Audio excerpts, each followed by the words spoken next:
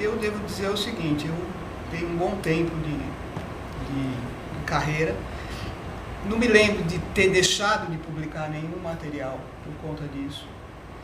O que a gente observa é que houve uma mudança até no jeito de atuar dessas empresas. Então, acho que quem estava durante esse período de Lava Jato em grandes redações, deve ter recebido, como recebemos no Estadão, visita de N empresas, acompanhados dos seus assessores, dos seus advogados.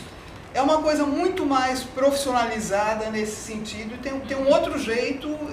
A maioria das assessorias de empresa tem hoje uma área de gestão de crises importante.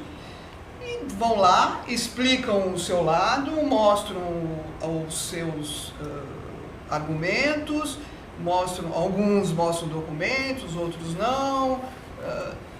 Você recebe, olha, se informa e publica ou não o material que você já tinha por decisão sua.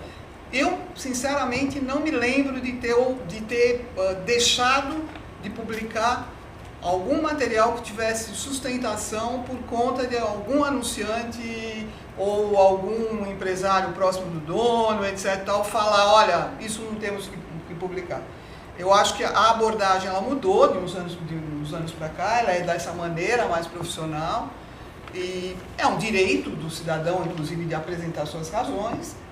E as empresas ouvem ou não seguem ou não. Eu acho que a coisa também porque muitas vezes a pessoa fala assim, não deixaram publicar a matéria porque Exatamente. A empresa mandou. Às vezes o que aconteceu foi assim, tem uma matéria que está apurada, que normalmente o repórter às vezes ouviu só um lado, né?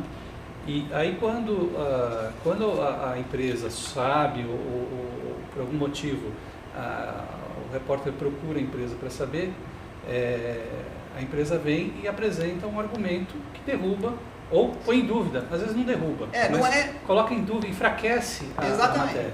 O outro lado, as pessoas têm que entender, e eu acho que isso às vezes você precisa explicar, principalmente para os repórteres mais jovens, o outro lado não é uma coisa formal para ele simplesmente escrever 3 linhas. Procurado pela reportagem, o fulano disse que não fez.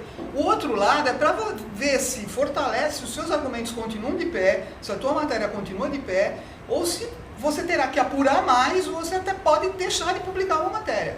Eu já me lembro de matérias que a gente deixou de publicar porque ouviu o outro lado com atenção e falou, o caso não é bem assim. Então, eu acho que tem toda uma discussão nesse sentido. Tudo tem 2 lados, inclusive o outro lado. Ele passou a ser usado como medida protelatória. Exatamente. Eu digo o seguinte, várias aquisições de empresas, nós fomos ouvir oficialmente empresas, não há a menor negociação sobre isso. Para no dia seguinte anunciar a compra. Mas só que a gente deu antes. Se você tem a segurança da apuração... Quando você vai procurar o outro lado, você já deveria ter pelo menos um mínimo básico para você bancar a informação. Eu quero, obviamente, tem certas questões que são muito delicadas, você pensa 15 vezes. Mas no caso menos delicado de compra de empresas, esse negócio, brincando. O outro lado está servindo meio de tentar amarrar o jornalista. Agora a pressão existe, violenta, e depende do caso, depende da empresa e depende do diretor de redação. Eu acho que então também... nós tivemos, só para citar um exemplo, o Insider Information. Soubemos uma grande empresa cujos executivos ganharam muito dinheiro com Insider Information. Chegou aí um executivo graduadíssimo na redação falar com a diretora de redação, falando, não fizemos isso. A resposta básica, padrão, é o seguinte, você tem uma página para dizer que não fez. Agora, essa informação eu tenho certeza, então vou publicar as 2. Claro. Foram todos punidos pela CVM, o jornal estava absolutamente coberto de razão. Tem pressão. Agora, o jornal deu a matéria. Deu matéria.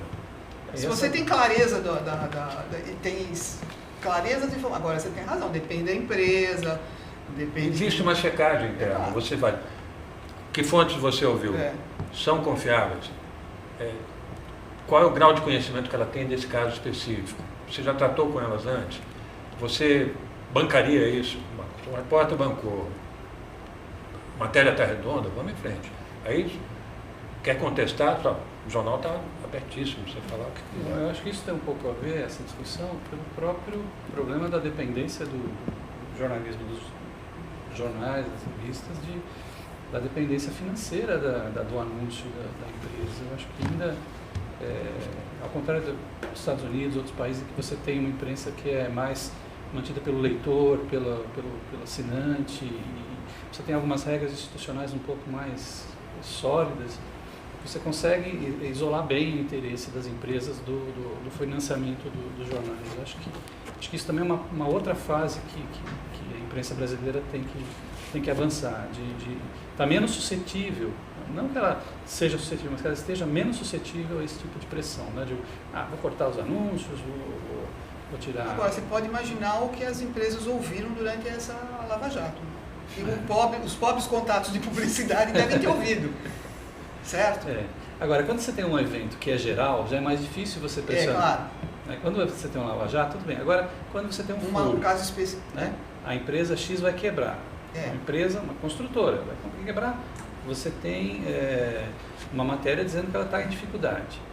Aí você fala, não, mas você vai publicar, você vai provocar uma crise, vai quebrar a empresa antes, né? Aquela coisa. Não, veja a consequência do que você vai fazer.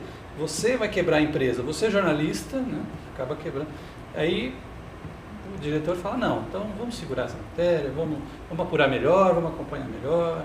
Então, eu acho que tem essas nuances que as pessoas que estão fora falam, não, a empresa não quis, o dono não deixou. Acho que é coisa um pouco mais... Você tem diques contra a irresponsabilidade dentro da redação. Né? Claro. O principal deles é a experiência e as pessoas que te chefiam. Né? Você nunca decide sozinho, falar, eu vou dizer que essa empresa vai quebrar. Não, isso aí você encontra a gente, a experiência é fundamental. Né? Se pegar um bando de inexperientes, vai sair um monte de bobagem. Agora, pessoas que já viveram essa situação N vezes sabem como proceder de uma forma segura. Né?